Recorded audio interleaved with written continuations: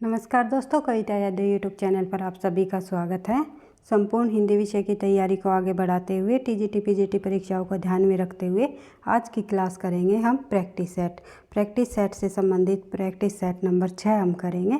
आज की क्लास के अंतर्गत जिस भी परीक्षा में हिंदी साहित्य और व्याकरण से संबंधित प्रश्न पूछे जाते हैं उन सभी के लिए ये क्लास मददगार साबित होगी। तो देख लेते हैं, शुरुआत कर लेते हैं आज की क्लास की। टीजीटी पीजीटी परीक्षा हो या एनटीए नेट की परीक्षा हो, सभी के लिए हेल्पफुल रहेगी भाई। इम्पोर्टेंट प्रश्न है, यही प्रश्न परीक्षाओं में बार बार पूछे जाते हैं और एक प्रश्न के साथ और अन्य तथ्यों को भी करते हुए हम अपनी तैयारी को आगे बढ़ा रहे हैं, क्योंकि निरंतर अभ्यास ही सफलता का राज है, ये आप सभी को पता ही है। तो देख लेते हैं, शुरुआत कर लेते हैं। प्रश्न नंबर 1, किस समीक्षक ने विद्यापति की पदावलियों को जीव और आत्मा के संबंध का रूपक माना है? ये किसने माना है? तो आंसर हो जाएगा हमारा हजारी प्रसाद द्विवेदी। द्विवेदी है भाई, ये थोड़ा टाइपिंग मिस्टेक हो गया, द्विवेदी। उसके बाद देख लेते हैं, इसका आंसर हमारा हो जाएगा हजारी प्रसाद द्विवेदी जी। हजारी प्रसाद द्विवेदी ने विद्यापति की जो पदावली है उनको जीव और आत्मा के संबंध का रूपक माना है। उसके बाद देख लेते हैं आगे, अगला प्रश्न हमारा प्रश्न नंबर 2, सबरस के रचनाकार कौन है? तो सबरस के रचनाकार जो है मुल्ला वजी हैं। उसके बाद देख लेते हैं प्रश्न नंबर 3, कमलेश्वर किस कहानी पत्रिका के संपादक है? तो कमलेश्वर जी द्वारा कौन सी पत्रिका का संपादन किया, ये आपको बताना है। तो सारिका पत्रिका के संपादक के रूप में कार्य किया कमलेश्वर जी ने। कई बार परीक्षाओं में पूछा जाता है कि सारिका पत्रिका के संपादक निम्नलिखित में से कौन है? तो कमलेश्वर जी। और इनके सारिका पत्रिका के अलावा और अन्य पत्रिकाओं का भी संपादन किया है कमलेश्वर जी ने। इससे संबंधित और अन्य महत्वपूर्ण तथ्य देखें तो 2005 में कमलेश्वर ने पद्म भूषण से नवाजा गया, अर्थात पद्म भूषण जो सम्मान है उससे भी जो है कमलेश्वर जी को नवाजित किया गया, अर्थात सम्मानित किया गया। उसके बाद देख लेते हैं 2003 में इन्हें कितने पाकिस्तान, कई बार परीक्षाओं में पूछा जाता है किसका उपन्यास है, किसकी रचना है? तो कमलेश्वर जी की। कितने पाकिस्तान उपन्यास के लिए इन्हें साहित्य अकादमी पुरस्कार से भी सम्मानित किया गया। कब? 2003 के अंतर्गत। 2005 में इन्हें पद्म भूषण से नवाजित किया गया, तो 2003 में इन्हें जो है कितने पाकिस्तान उपन्यास से साहित्य अकादमी पुरस्कार से नवाजित किया गया। ये सारिका पत्रिका धर्मयुग, जागरण व दैनिक भास्कर जैसी प्रसिद्ध पत्र पत्रिकाओं के संपादक भी रहे। सारिका के अतिरिक्त और अन्य पत्रिकाओं के ये संपादक के रूप में भी इन्होंने काम किया, जिसमें शामिल है धर्मयुग, जागरण, दैनिक भास्कर आदि। उसके बाद देख लेते हैं अगला प्रश्न नंबर हमारा 4, फोर्ट विलियम कॉलेज की स्थापना कब हुई? फोर्ट विलियम कॉलेज की स्थापना 10 जुलाई जो है 1800 ईस्वी को हुई। 10 जुलाई, कई बार जो है महीने का नाम भी पूछ लेते हैं, तो आपको ध्यान रखना है। फोर्ट विलियम कॉलेज की स्थापना 10 जुलाई सन 1800 ईस्वी में की गई। और जो है इससे संबंधित और अन्य महत्वपूर्ण बिंदु देखें तो फोर्ट विलियम कॉलेज कोलकाता में स्थित प्राच्य विद्याओं व भाषाओं के अध्ययन का मुख्य केंद्र माना जाता है। इसकी स्थापना 10 जुलाई 1800 ईस्वी को तत्कालीन गवर्नर जनरल लॉर्ड वेल्लेस्ली ने की थी। इस संस्था द्वारा संस्कृत, अरबी, फारसी, बांग्ला, हिंदी, उर्दू आदि हजारों पुस्तकों का भी अनुवाद किया गया। उसके बाद देख लेते हैं अगला प्रश्न हमारा प्रश्न नंबर 5, बेकसी का मजार उपन्यास के लेखक कौन है? बेकसी का जो मजार नामक उपन्यास है इसके लेखक है प्रताप नारायण श्रीवास्तव जी। प्रताप नारायण श्रीवास्तव जी का प्रसिद्ध उपन्यास है बेकसी का मजार। और इसके अतिरिक्त और अन्य महत्वपूर्ण बिंदु देखें तो प्रताप नारायण श्रीवास्तव जी से संबंधित तो इनका जन्म 1904 ईस्वी में कानपुर उत्तर प्रदेश में हुआ।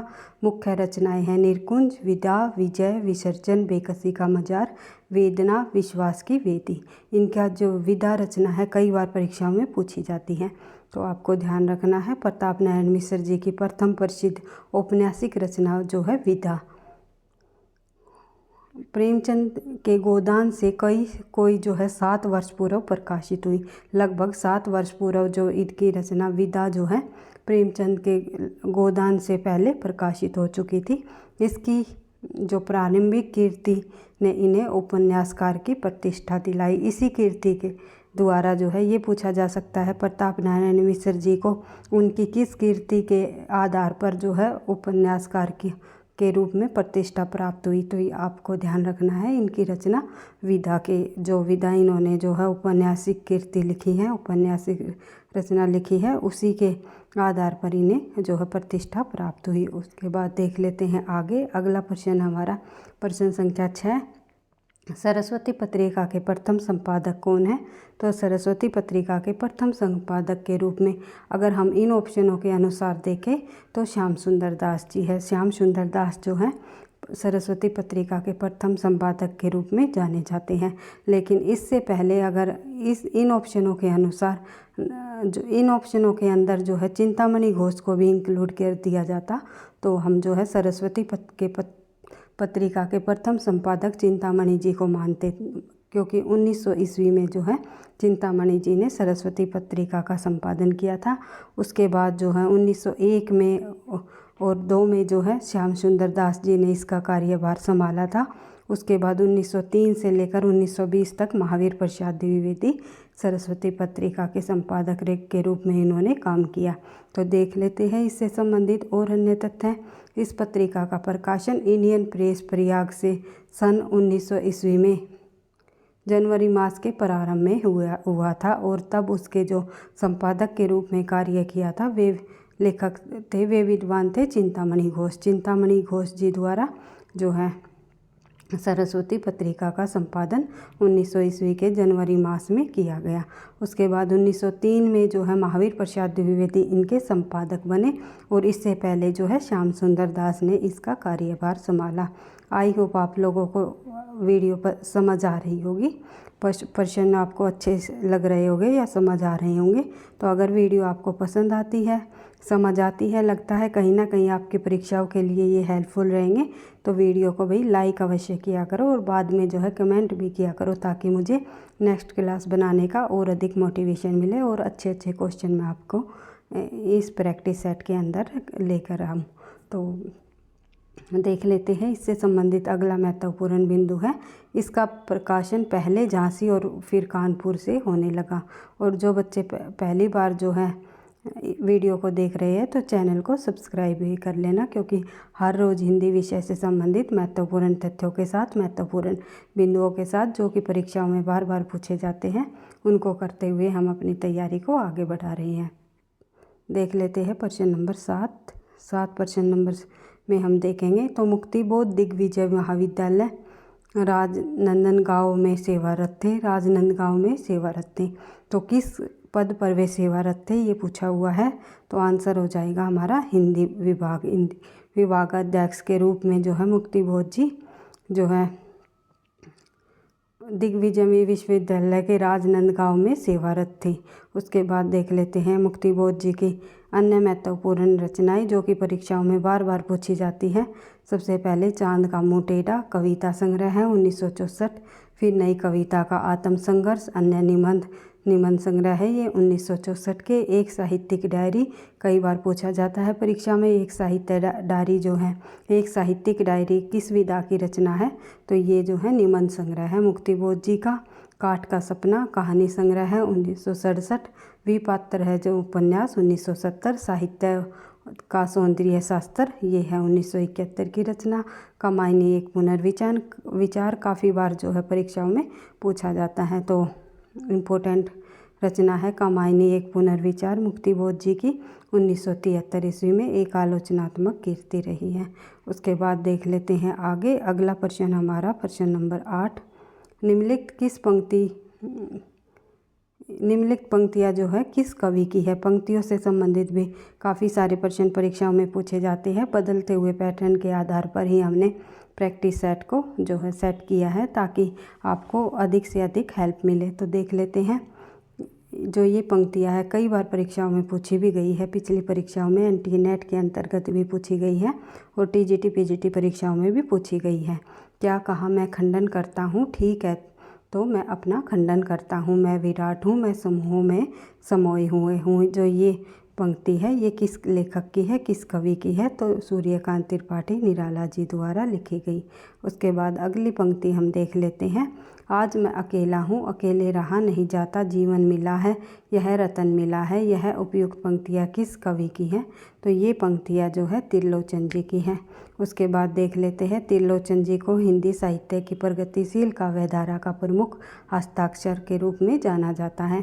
वे आधुनिक हिंदी कविता के प्रगतिशील के 3 स्तंभों में से एक है। ये जो के प्रगतिशील लेखकों में जो आधुनिक हिंदी कविताएं लिखते थे उनमें शामिल है नागार्जुन, शमशेर बहादुर और त्रिलोचन जी। उसके बाद इनका पहला कविता संग्रह त्रिलोचन जी का वो है धरती, 1945 में प्रकाशित हुआ। गुलाब और बुलबुल उस जनपद का कवि हूँ, ताप के ताए हुए दिन इनके चर्चित कविता संग्रह है।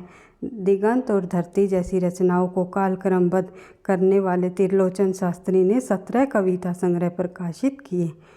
कई बार ये पूछ लिया जाता है कि इन्होंने त्रिलोचन जी द्वारा कितने कविता संग्रह प्रकाशित किए गए, तो 17 आपको ध्यान रखना है। उसके बाद देख लेते हैं प्रश्न नंबर 10। रीति निरूपण काव्य रचना को समान महत्व देने वाले कवि निम्नलिखित में से कौन है? तो रीति निरूपण एवं काव्य रचना को समान महत्व देने वाले कवि निम्नलिखित में से कुलपति मिश्र जी हैं। उसके बाद आगे देख लेते हैं प्रश्न संख्या 11। गोविंद भाष्य के रचनाकार कौन है? तो गोविंद भाष्य जो रचना है उसके रचनाकार है रूप गोस्वामी जी। फिर है आगे अगला प्रश्न हमारा, सिद्धांत के पद एवं केलीमाल के रचयिता कौन है? तो स्वामी हरिदास जी जो है सिद्धांत के पद और केलीमाल रचना के रचयिता हैं। और स्वामी हरिदास जी ने केवल 18 पद सिद्धांत के पद, 18 जो है पद सिद्धांत के तथा 110 पद जो है श्रृंगार के रचे। इनके जो श्रृंगार के पदों का संकलन है वही केलीमाल कहा जाता है, ये भी आपको ध्यान रखना है। उसके बाद देख लेते हैं प्रश्न नंबर 13। तुलसी चरित्र रचना किसकी है? तुलसी के जीवन का वृत्तांत इसमें बताया गया है तुलसी चरित्र रचना में। ये रचना जो है रघुवीर दास जी की है। उसके बाद देख लेते हैं आगे प्रश्न नंबर 14। कृष्ण को रस रूप तथा राधा को रति रूप में मानने वाला संप्रदाय कौन है? तो कृष्ण को रस रूप तथा राधा को रति रूप में मानने वाला संप्रदाय निम्नलिखित में से जो है वैष्णव सहजिया संप्रदाय है। उसके बाद देख लेते हैं अगला प्रश्न है परपन कल्पवली तथा वेदांत पारिजात सौरभ, जो ये 2 ग्रंथ दिए गए हैं ये किसके द्वारा लिखे गए, किसके ग्रंथ माने जाते हैं? तो निम्बार्काचार्य जी के। श्री निम्बार्काचार्य निम्बार्क संप्रदाय के संपादक रहे थे, संत के रूप में ये प्रसिद्ध रहे थे। श्री निम्बार्काचार्य निम्बार्क संप्रदाय इनके संप्रदाय का नाम निम्बार्क संप्रदाय है। ऐसा माना जाता है उनके गुरु जो है महादेव ऋषि नारद जी माने जाते हैं। कई बार निम्बार्काचार्य जी के गुरु भी पूछ लिए जाते हैं तो देव ऋषि नारद जी को माना जाता है। इनका गुरु नारद के गुरु जो है सनकादि थे, इसीलिए जो है इनके जो संप्रदाय का नाम जो है सनकादि संप्रदाय भी रखा गया। सनकादि संप्रदाय ही जो है निम्बार्का संप्रदाय के नाम निम्बार्काचार्य जी का संप्रदाय रहा है। संकादि संप्रदाय भी कहा जा सकता है और निम्बार्क संप्रदाय भी। आई होप आप लोगों को ये बात पता ही है होगी। तो देख लेते हैं आगे प्रश्न संख्या 16। तू चतुर है मगर मैं तुमसे भी ज़्यादा, जो ये भाव है, ये जो वाक्य लिखा गया है, इस भाव का व्यक्त करने वाली लोकोक्ति पूछी हुई है कि तू चतुर है मगर मैं तुमसे भी ज़्यादा। तो ये भाव जो है किस लोकोक्ति के अंतर्गत आपको देखने को मिलेगा? थोता चना बाजे घना नहीं, दादा बड़ा न भैया सबसे बड़ा रुपया नहीं, बिल्कुल भी। दूध का दूध पानी का पानी ये भी नहीं। आंसर हो जाएगा हमारा तू डाल डाल मैं पात पात, यानी कि तू चतुर है यानी कि तू डाल डाल और मैं तुमसे भी ज़्यादा तो मैं पात पात। इस लोकोक्ति के द्वारा हमें ये भाव व्यक्त होता है। बढ़ते हैं आगे। अगला प्रश्न है प्रश्न संख्या 17। तत्पुरुष समास कौन से शब्द में है? तो इनमें से कौन से शब्दों में तत्पुरुष समास है? तो जिस शब्द में जो है पूर्व का जो पद होता है वो गौण होता है और उत्तर का पद प्रधान होता है, वही हमारा जो है तत्पुरुष समास है। इसमें माता पिता के अंतर्गत आपको पता ही है द्वंद्व समास है, क्योंकि माता और पिता दोनों पद प्रधान है। और प्रतिदिन में जो है अव्यय लगा हुआ है प्रतिदिन, तो अव्ययभाव समास है। नील गाय के अंतर्गत जो कर्मधारय समास देखने को मिलता है, लेकिन जो है ग्रहागत के अंतर्गत जो है पूर्व पद गौण है और जो है उत्तर पद जो इसका प्रधान है। तो ग्रहागत जो हो जाएगा हमारा, ये हो जाएगा हमारा तत्पुरुष शब्द समास का शब्द।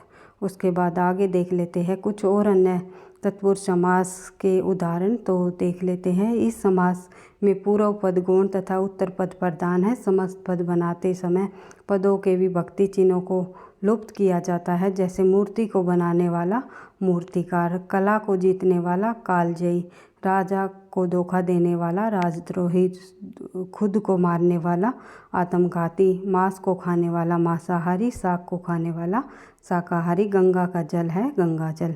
इस प्रकार से तत्पुरुष समास के ये अन्य उदाहरण हैं। उसके बाद देख लेते हैं प्रश्न नंबर 18, निम्नलिखित में से तद्भव शब्द छांटिए।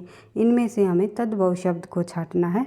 तद्भव शब्द कौन से होते हैं? जो वे डायरेक्ट हिंदी के जो शब्द होते हैं हमारे, वे होते हैं हमारे तद्भव शब्द। लेकिन संस्कृत से हिंदी में प्रयोग किए गए जो शब्द होते हैं वे होते हैं हमारे तत्सम शब्द। जो हमारे संस्कृत के शब्द होते हैं वे तत्सम शब्द कहलाते हैं, लेकिन जो हमारे संस्कृत शब्दों से ही जो हिंदी के शब्द बनाकर प्रयोग में किए जाते हैं वे हमारे तद्भव शब्द कहलाते हैं। जैसे छात्र, छात्र हमारा तत्सम शब्द है, चंद्र भी तत्सम शब्द है और दस भी तत्सम शब्द है। और तद्भव शब्द हो जाएगा कोयल। कोयल का जो तत्सम होगा वो हो जाएगा कोकिल। इसी प्रकार से विद्यार्थी जो हमारा तद्भव शब्द है, छात्र हमारा तत्सम शब्द है, चंद्र हमारा तत्सम शब्द है और चांद हमारा तद्भव शब्द है। 10 हमारा तत्सम शब्द है और 10 जो होगा हमारा तद्भव शब्द हो जाएगा। बढ़ते हैं आगे, अगला प्रश्न होगा हमारा प्रश्न संख्या 19। अनपढ़ शब्द में उपसर्ग लगा है, तो अनपढ़ शब्द में निम्नलिखित में से कौन सा उपसर्ग लगा है? आंसर हो जाएगा हमारा अन, जो है अनपढ़, जिसे पढ़ना लिखना नहीं आता।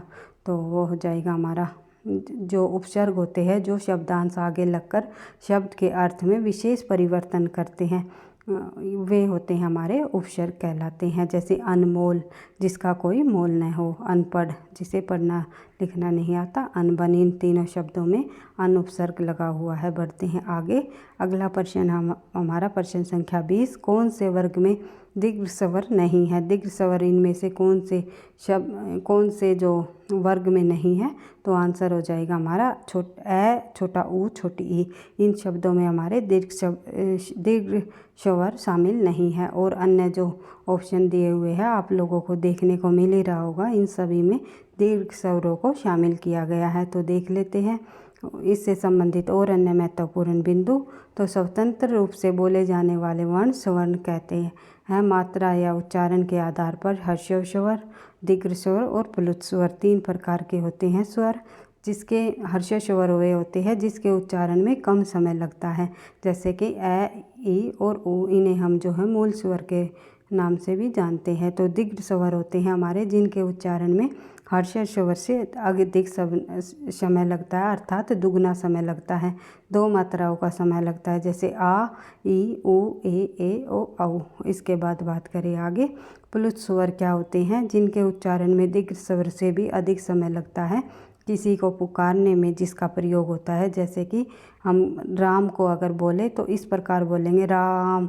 रा के बाद जो है हमारी ध्वनि थोड़ी लंबी हो जाएगी। इससे इन्हीं जो चिन्हों को जो है हम प्लुत स्वर के रूप में जानते हैं। तो जिस प्रकार राम या मोहन, न के बाद जो है ध्वनि को लंबा कर देंगे।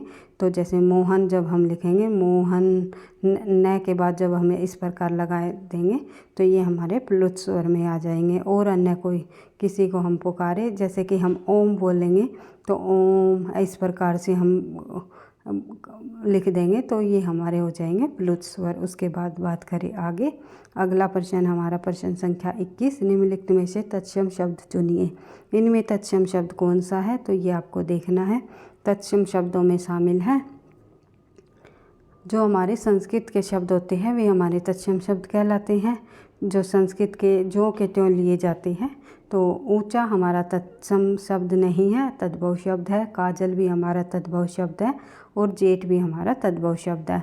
आश्रु हो जाएगा हमारे तत्सम शब्द। और तत्सम शब्दों से संबंधित कुछ ट्रिक भी हम देखेंगे, हम किस प्रकार से तत्सम शब्दों को पहचान सकते हैं। ट्रिक के आधार पर भी हम जो है करने की कोशिश करेंगे। तो देख लेते हैं, जो शब्द जो संस्कृत से जो लिए जाते हैं उन्हें हम तत्सम शब्द कहते हैं। तो ऊंचा का तत्सम शब्द है उच्च, और काजल का तत्सम शब्द है कज्जल, और जेठ का तत्सम शब्द है ज्येष्ठ। उसके बाद आगे देख लेते हैं तत्सम शब्दों की पहचानने की क्या ट्रिक होगी। तत्सम शब्दों में जो अक्षय है, वर्ण का जो प्रयोग होता है अधिक होता है, और तद्भव शब्दों में अक्षय की जगह ख और छ का अधिक प्रयोग होता है। जैसे खीर हमारा तद्भव शब्द है, लेकिन शीर बोल देंगे तो हमारा तत्सम शब्द हो जाएगा। इसी प्रकार आगे देखते हैं, तत्सम शब्दों में श्रेय का प्रयोग होता है, तद्भव शब्दों में ये सड़क वाले स का प्रयोग होता है।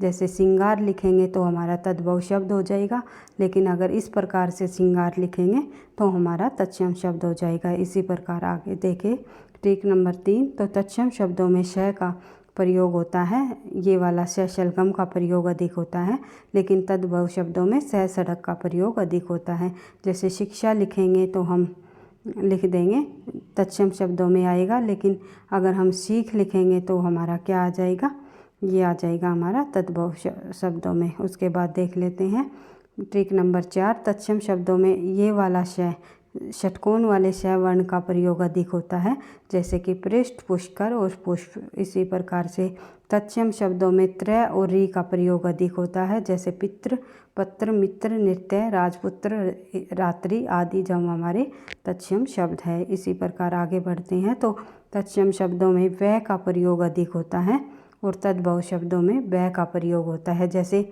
वानर, वानर जो हमारा तत्सम शब्द है, लेकिन इसका तद्भव हो जाएगा बंदर। इसी प्रकार के वणिक का जो तद्भव शब्द हो जाएगा बनिया, और वधु का बहू, वट का बड़, वृद्ध का बूढ़ा। इस प्रकार से हमारा जो है वर यात्रा, तर यात्रा नहीं है, दिखाई नहीं दिया, वर यात्रा जो हमारा शब्द है ये हो जाएगा हमारा तत्सम शब्द, लेकिन बारात हो जाएगा हमारा तद्भव शब्द। बढ़ते हैं आगे। अगला प्रश्न है हमारा प्रश्न संख्या 22। निम्नलिखित में से विशेषण शब्द छाटिए। विशेषण शब्द हमें देखना है कि इनमें से विशेषण शब्द कौन सा है। तो ग्रामीण हमारा इनमें विशेषण शब्द है। जो शब्द संज्ञा या सर्वनाम की विशेषता बताते हैं उन्हें हम विशेषण कहते हैं। जो शब्द विशेषता बताते हैं उन्हें हम विशेषण कहते हैं। जिसकी विशेषता बताई जाती है उन्हें हम विशेष्य कहते हैं। जैसे कि उदाहरण के रूप में समझे तो लाल गाड़ी जा रही है, यहाँ पर लाल जो है विशेषण है, क्योंकि किसी की विशेषता ही बताई जा रही है। किसकी विशेषता जा रही है, लाल क्या है, गाड़ी। तो गाड़ी की जब विशेषता बताई जाती है तो ये लाल शब्द हो जाएगा विशेषण, और गाड़ी क्या हो जाएगी, गाड़ी विशेष्य अथवा संज्ञा हो जाएगी। बढ़ते हैं आगे। अगला प्रश्न हमारा प्रश्न संख्या 23। मेरे को आज दिल्ली जाना है। मेरे को इस वाक्य में अशुद्ध पद बताइए। पढ़ते ही आपको पता चल रहा है मेरे को नहीं होगा, इसकी जगह मुझे शब्द आ जाएगा। मुझे आज दिल्ली जाना है, तो मुझे आज दिल्ली जाना है आंसर हो जाएगा ए, मेरे को। तो देख लेते हैं, मेरे को आज दिल्ली जाना है वाक्य में सर्वनाम संबंधी अशुद्धि है। जो ये मुझे है एक प्रकार से सर्वनाम है, तो सर्वनाम संबंधी अशुद्धि है, तो मुझे सर्वनाम का प्रयोग होगा, मेरे को सर्वनाम का प्रयोग नहीं होगा। उसके बाद बात करें आगे प्रश्न संख्या 24। कौन से वर्ग में ओष्ठ वर्ण है। तो इनमें से कौन से वर्ग में ओष्ठ वर्ण है उसके देख लेते हैं। तो आंसर हो जाएगा हमारा बै, पै, मैं, ये जो हमारे ओष्ठ वर्ण है। तो व्यंजन उन वर्णों को कहते हैं जिसका उच्चारण स्वर की सहायता से किया जाता है। और व्यंजन हमारे कितने प्रकार के होते हैं। तो मुख्यतः व्यंजनों को हमने 3 वर्गों में बांटा हुआ है। 3 भेद है, कौन कौन से है देख लेते हैं। सपर्श व्यंजन, कवर्ग, चवर्ग, तवर्ग, टवर्ग और वर्ग, ये सभी वर्ग जो है स्पर्श व्यंजन के अंतर्गत आएंगे। अर्थात कहने का मतलब है कै से लेकर के मैं तक, कै से मैं तक जो जितने भी हमारे वर्ण हैं वे सभी जो है स्पर्श व्यंजन में शामिल होंगे। उसके बाद देख लेते हैं अंतस्थ व्यंजन, जिसकी संख्या स्पर्श व्यंजनों की संख्या कितनी है 25।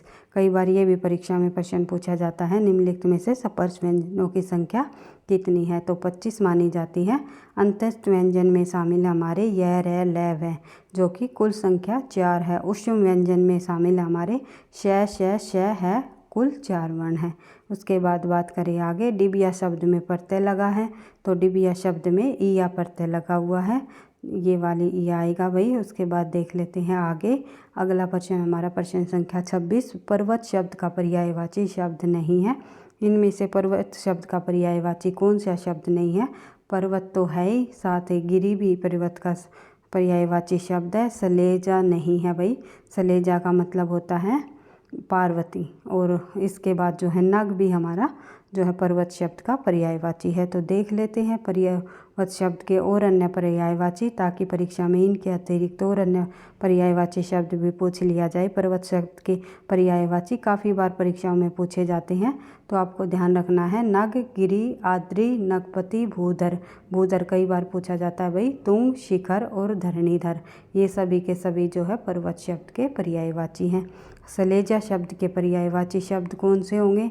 उमा, पार्वती, गौरी, गिरजा, अपर्णा, शिवा, गोरा, ये सभी के सभी जो है सलेजा शब्द के पर्यायवाची हैं। उसके बाद आगे देख लेते हैं प्रश्न संख्या 27। वह खाना बना रही है वाक्य का काल है, तो वह खाना बना रही है वाक्य का काल निम्नलिखित में से कौन सा काल है ये? तो वह खाना बना रही है, अभी काम पूरा नहीं हुआ है, काम अभी चल ही रहा है, तो ये हमारा हो जाएगा अपूर्ण वर्तमान। तो अपूर्ण वर्तमान हो जाएगा। तो देख लेते हैं आगे, इन चारों ऑप्शनों के अनुसार, जैसे कि सामान्य वर्तमान क्या होता है, पूर्ण वर्तमान और आसनभूत, इनके बारे में हम समझे तो अपूर्ण वर्तमान क्रिया में लगातार कार्य होने के पता चलना ही हमारा अपूर्ण वर्तमान काल कहलाता है। तो ये जैसे कि राम स्कूल जा रहा है, सीता गाना गा रही है, तो बच्चे खेल रहे हैं, तो इस प्रकार से जो हमारे वाक्य होंगे जिसमें काम पूरा नहीं किया होगा, अधूरा ही रहा है और अभी चल ही रहा है, तो उसे हम कहेंगे अपूर्ण वर्तमान।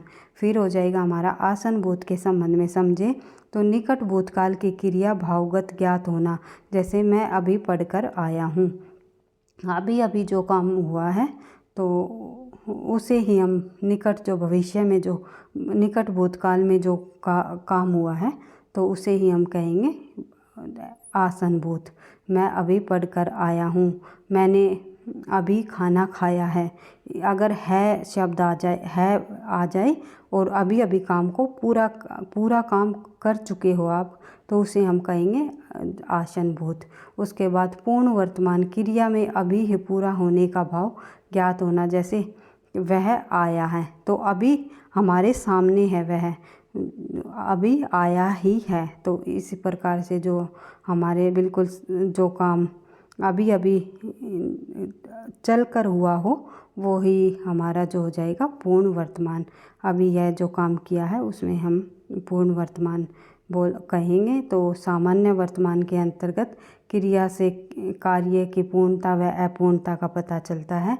जैसे लक्षिता कविता लिखती है, तो लक्षिता कविता लिखती है, तो अभी जो है चली लिखती है, तो उसे इसमें हमें इस वाक्य में ये नहीं पता चल रहा कि वो कविता लिख चुकी है या लिख रही है, तो इसे हमें जो पूर्णता व अपूर्णता का ज्ञात नहीं हो रहा, तो ये हमारा कहलाएगा सामान्य वर्तमान।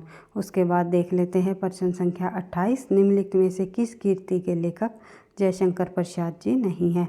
इनमें से किस कृति के लेखक जयशंकर प्रसाद नहीं है? कानन कुसुम, ध्रुव स्वामिनी, तितली, इन तीनों कृतियाँ जो है जयशंकर प्रसाद की है, लेकिन चारूचंद लेख जो है जयशंकर प्रसाद की नहीं है, लेकिन ये है हजारी प्रसाद द्विवेदी जी की। आगे देख लेते हैं जयशंकर प्रसाद जी की और अन्य कृतियाँ जो कि परीक्षाओं में बार बार पूछी जाती हैं। निम्नलिखित कृतियों में से चारूचंद लेख के लेखक जो है जयशंकर प्रसाद नहीं है, बल्कि यह रचना हजारी प्रसाद द्विवेदी जी की है। हजारी प्रसाद द्विवेदी जी द्वारा लिखित अन्य उपन्यास कौन कौन सी है, जैसे कि बाण भट्ट की आत्मकथा 1946 कई बार परीक्षा में पूछी जाती है। बाण भट्ट की आत्मकथा किस विधा की रचना है? ये एक उपन्यास है। किसका उपन्यास है? हजारी प्रसाद द्विवेदी की। प्रकाशन वर्ष 1946। और इसका जो है मुख्य पात्र भी कई बार पूछ लिया जाता है। निपुणिया नाम का जो है निपुणिया पात्र जो है ये किस उपन्यास का है? तो बाण भट्ट की आत्मकथा का ही है, ये आपको ध्यान रखना है।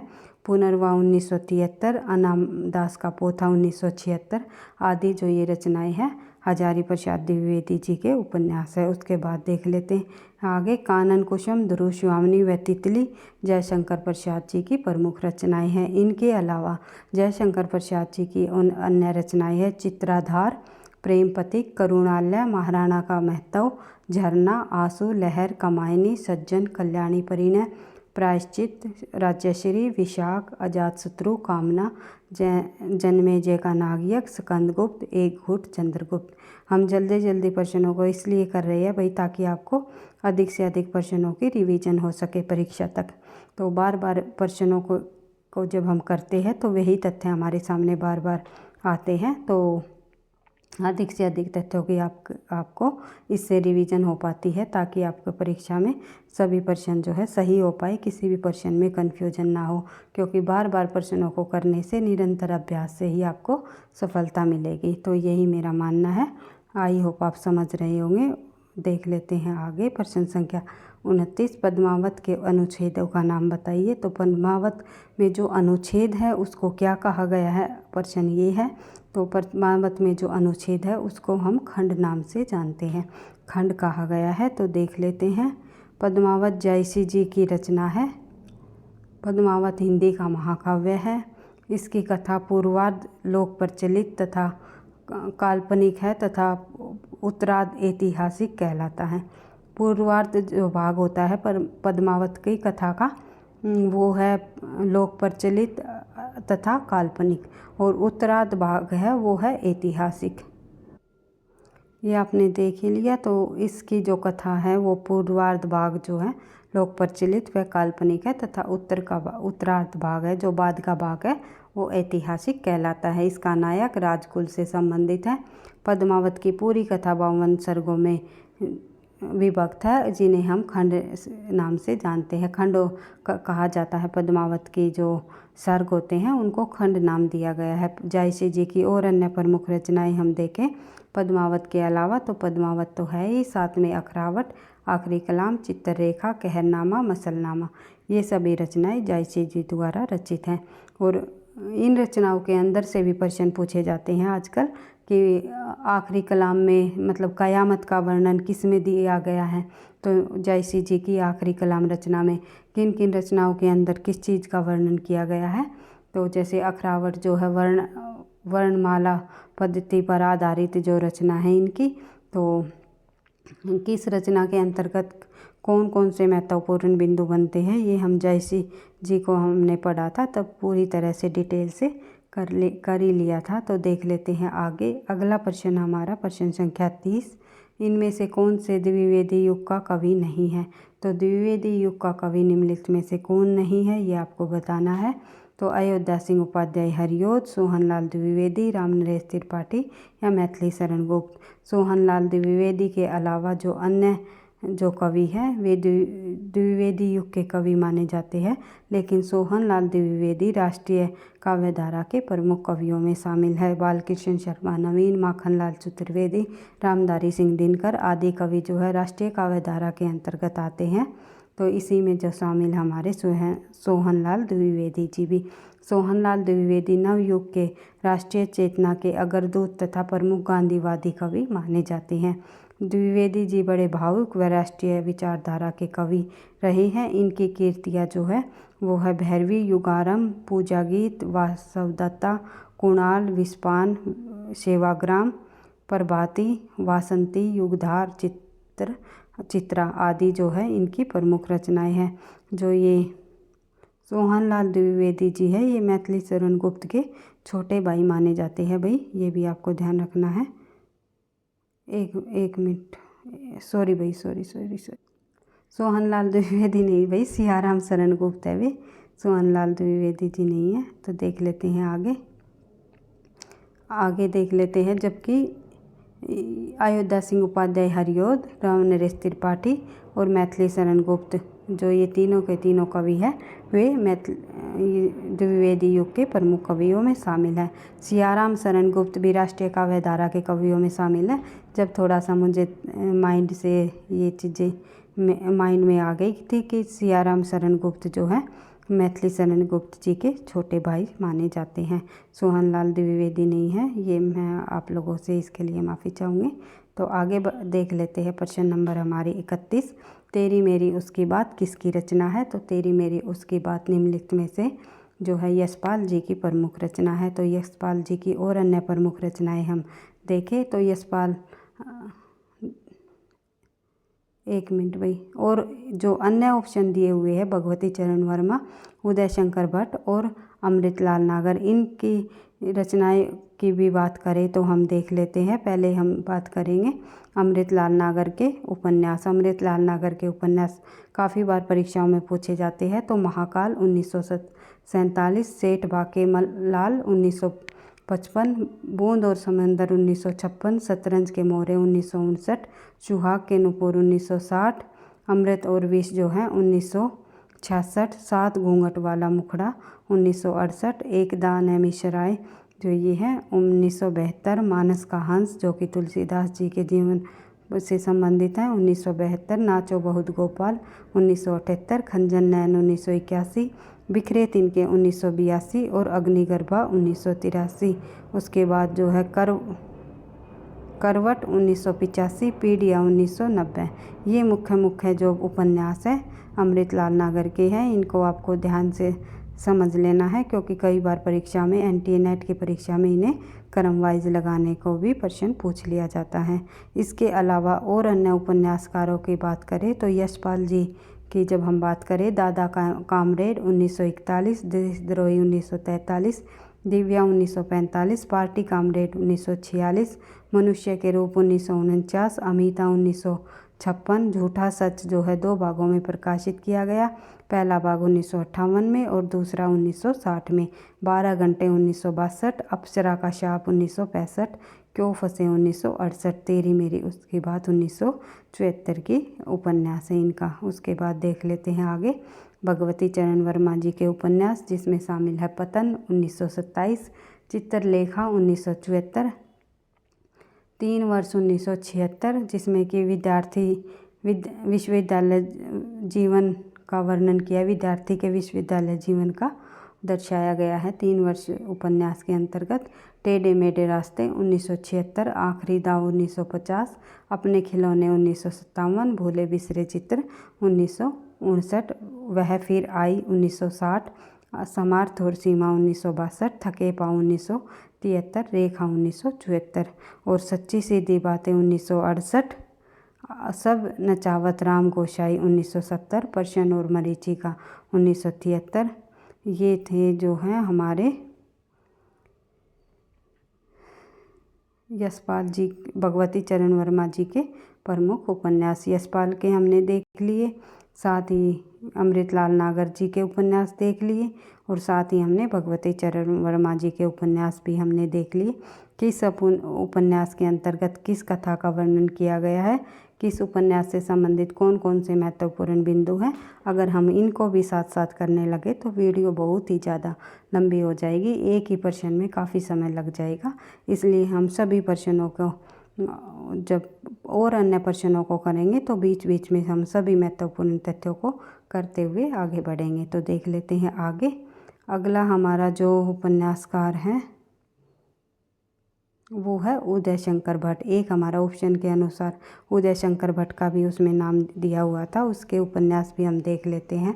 तो उदय शंकर भट्ट के उपन्यास है नए मोड़ 1954, सागर लहरें और मनुष्य ये 1956, काफ़ी बार परीक्षाओं में पूछा जाने वाला उपन्यास है। लोक परलोक 1958, शेष अशेष 1960। उदय शंकर भट्ट जी के प्रसिद्ध उपन्यास है। शेष कई बार परीक्षाओं में पूछा गया उपन्यास है। उसके बाद देख लेते हैं अगला प्रश्न, प्रश्न संख्या 32। छायावाद का पतन किस लेखक की कीर्ति है? तो छायावाद का पतन जो है निम्नलिखित में से देवराज की कीर्ति है। उसके बाद देख लेते हैं प्रश्न संख्या 33। पुष्टि मार्ग का आधार ग्रंथ कौन सा है? तो पुष्टि मार्ग का आधार ग्रंथ निम्नलिखित में से महाभारत माना जाता है। भाई वाह, ये टाइपिंग मिस्टेक है, आई होप आप समझ रहे होंगे। तो देख लेते हैं पुष्टि मार्ग का आधार ग्रंथ श्रीमद् भागवत है।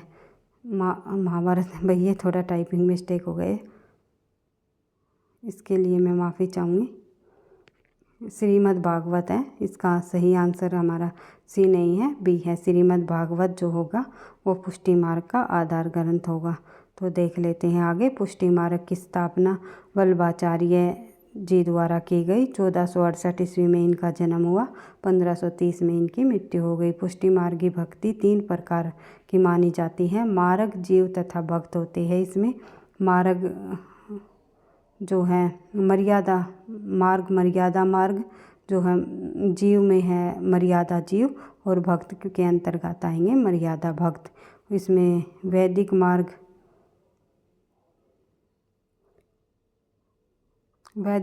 के अंतर्गत प्रवाह मार्ग आएगा, और जीव आएगा प्रवाह जीव, और प्रवाह भक्ति के अंतर्गत आएगा प्रवाह भक्ति।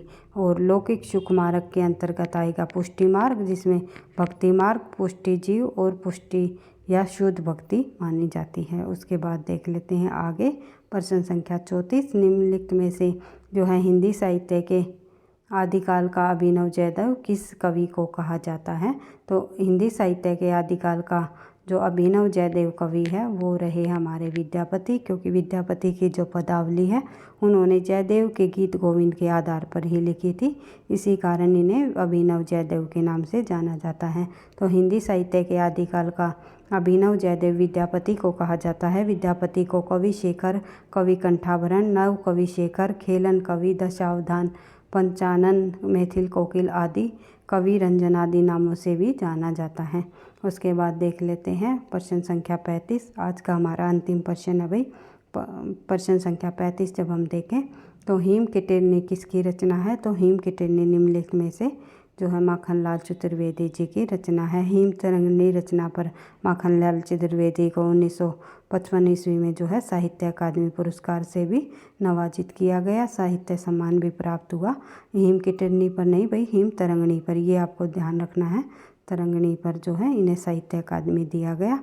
उसके बाद जो है देख लेते हैं माखनलाल चतुर्वेदी जी द्वारा लिखी गई रचनाएं। तो माखनलाल चतुर्वेदी जी का जन्म 1889 ईस्वी में, मृत्यु 1968 ईस्वी में। काव्य रचनाएं हैं इनकी हेम कीटेरनी 1943 की, हेम तरंगिणी 1949, माता 1951, संपरण 1956। उसके अलावा जो है और अन्य ऑप्शन में जो कवि दिए गए हैं इनकी रचनाओं को भी हम देख लेते हैं। बालकृष्ण शर्मा नवीन की जो रचना है वो है नवीन का जो जन्म है वो 1897 ईस्वी में माना जाता है, और मृत्यु 1960 में। और जो कुमकुम इनकी प्रमुख रचना रही है, जो कि 1939, रश्मि रेखा, ऐपलक, वैसी, हम विश्वाई जन्म के, विनोबा, सतवन, उर्मिला, ये सभी रचनाएं जो हैं बालकृष्ण शर्मा नवीन जी की हैं। उसके बाद है अयोध्या सिंह उपाध्याय हरिओत जी की रचनाएं। तो 1865 में इनका जन्म हुआ, 1947 में इनकी मृत्यु हो गई थी अयोध्या सिंह उपाध्याय हरिओत जी की।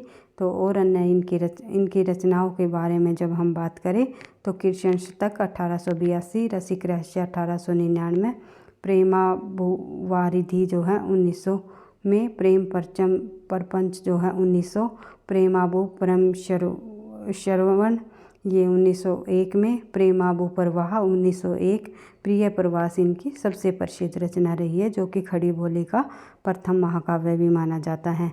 इसके अलावा चोखे चौबते 1932, फूल पत्ते जो है 1935, चुभते चुभते 1924, और पद्म परशुन 1925, बोलचाल 1928, रस कलश भी इनकी प्रसिद्ध रचना है भाई 1931 की, पारिजात 1937, कल्पलता 1937, ग्राम गीत 1938, हरिओद सतसई 1940, और बैठे ही वनवास 1941, मरम स्पर्श 1956 आदि रचनाएं इनकी हैं। और जो आगे के बचे हुए हमारे प्रश्न हैं ये हम जो है आगे नेक्स्ट क्लास में करेंगे, क्योंकि भाई प्रश्नों की संख्या इस प्रैक्टिस सेट के अंतर्गत काफ़ी सारे दिए गए हैं तो वीडियो अधिक लंबी हो जाएगी।